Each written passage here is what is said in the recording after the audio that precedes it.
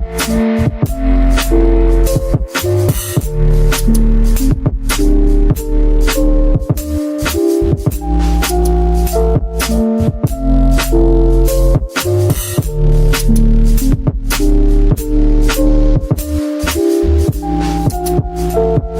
today, ladies and gentlemen, we are in a E46 Bmw M3. This is one of the most requested cars on the channel, and for good reason. The E46 is pretty much a legend in the German car world. I mean, people love the E92s, they love some of the newer BMWs, but this is a very pure BMW. You might remember I did an E36 with a supercharger on it, but the E46 is still what everybody wanted me to do. So here I am. This car belongs to my buddy Carlos. He drove all the way from Fredericksburg, Virginia to let me drive it, and so far, it's pretty great. What's funny about it, it's a purpose track car. If you hear all that, that's because it's pretty much gutted. It has a brace in the back because these cars are known for having some subframe issues, so that helps a lot. And also, you get a lot of differential noise. It doesn't bother me that much. I can see how you wouldn't drive it every day, but also these Recaro pole positions are super comfortable. So cruising on the highway like I am right now, it's not bad. It gets like maybe 21 miles per gallon too, so not too shabby. The car is making like 360-ish wheel horsepower, about 234 foot-pounds of torque, and it is still all motor. Now this engine is known as the S54. You might know the N54, the 335i, so that's like a good way to put it. The S54 is an earlier model. It's a 3.2 liter inline six, and in America it made 333 horsepower, and in Europe it made 338 horsepower. Once again, the Europeans get all the cool stuff when it comes to the German cars. I was looking, the other day I was reading about the convertible version of this car too, and how much slower it was. It did a quarter mile in like 13.7, and this one stock did it in 13.0. That's a huge jump. So yeah, those were the days where convertibles were drastically slower than their coupe counterparts or hardtop counterparts. Speaking of the hardtop, Carlos has a carbon fiber roof, like a real one, that's not wrapped. And so basically the lightweight model of this car that was in Europe, he basically did subtle little hints using that as inspiration, and basically has parts from that in a nutshell. So it's a very, well, stealth way to do things. It looks pretty normal, but it looks very clean. Wheels on it look good, tires are great, it has just enough camber, and not to mention the color. The color is awesome. I love this blue. I know, it's shocking. At the same time, I hardly ever see this color. And Carlos, being a BMW tech, was telling me that when this car came out, this color didn't sell well at all. And now it's one of those colors that everybody wants because it's pretty rare. But, you know, I guess it's one of those cult classic things, you know. It's not, you gotta kind of put on your hipster frames and be like, I had it first.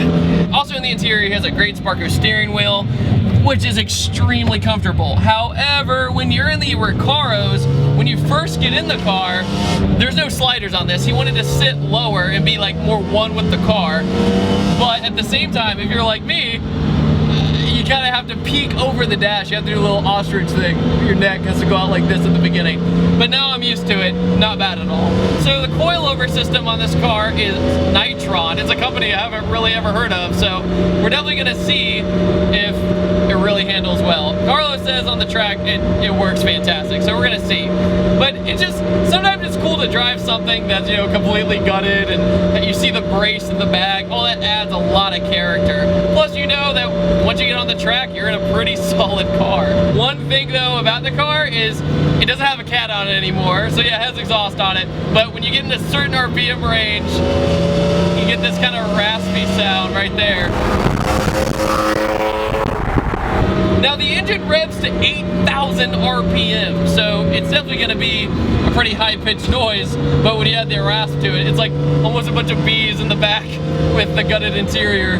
One thing about it too is you don't really want to get on it, like on it, unless you're right around 4 or above 4,000 RPM, because it kind of want to bucks at you. I mean, if you're getting on it anyway, you're going to be in that RPM. And especially if you're on the track, you're going to be up there all the time. All right, here we go.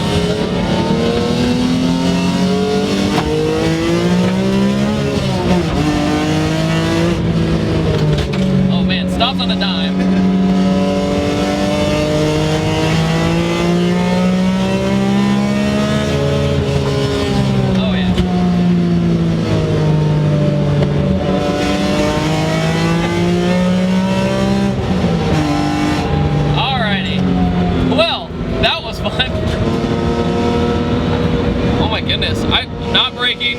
braking, hit it. Stop. So these brakes are pretty much stock, which is incredible, but he has track pads on it, so that's what helps a lot. Oh my gosh, it's so easy. Stop. Okay, I think I get it now. I think I get it why people love this car. Oh, I almost hit a bird. All right, cool it down. Miles per gallon, yeah, that's about it. I like this car. This car is so balanced. With this car being 360 wheel horsepower, along with the Kumo tires, along with the coilovers, the brace, it all adds up like a symphony. And since these Recaros hold you in place, you know, I'm not even in harnesses. You know, it doesn't matter because I was held in place the whole time. I didn't need to grip onto the steering wheel for dear life to hold on going like this. So it's amazing what a good seat will do and a good steering wheel will do.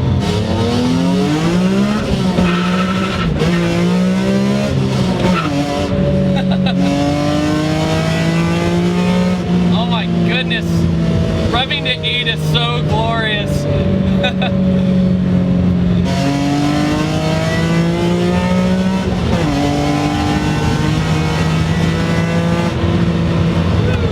One thing that is nice though is the raspiness does disappear once you hit a high enough RPM. It's just that little mid-range where you get, I guess, a little bit of drone, so that causes more vibration.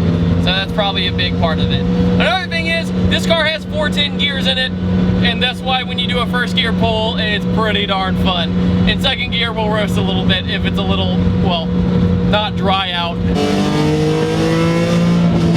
Just getting a feel for it. Third's a better gear, yep.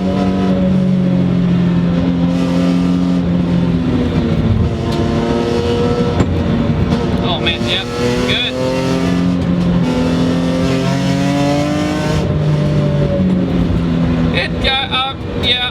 Yeah, it's good. Sorry I'm not talking a lot, it's just fun. It really is, I mean.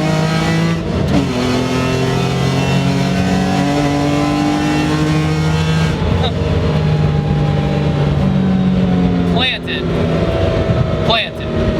That is the best way to put this car. Alright guys, thank you so much for checking out this review. I hope every single one of you enjoyed it. I had a great time driving this car, no lie. Yeah, I'm very impressed with the E46 M3, especially in this kind of spec. It feels like everything came together what Carlos did, and it was the right decisions. He made all the right decisions to make a very simple but effective track car that gives you supreme confidence. So once again, thanks to Carlos, and I will see you guys next time, and take it easy. Have a fantastic day.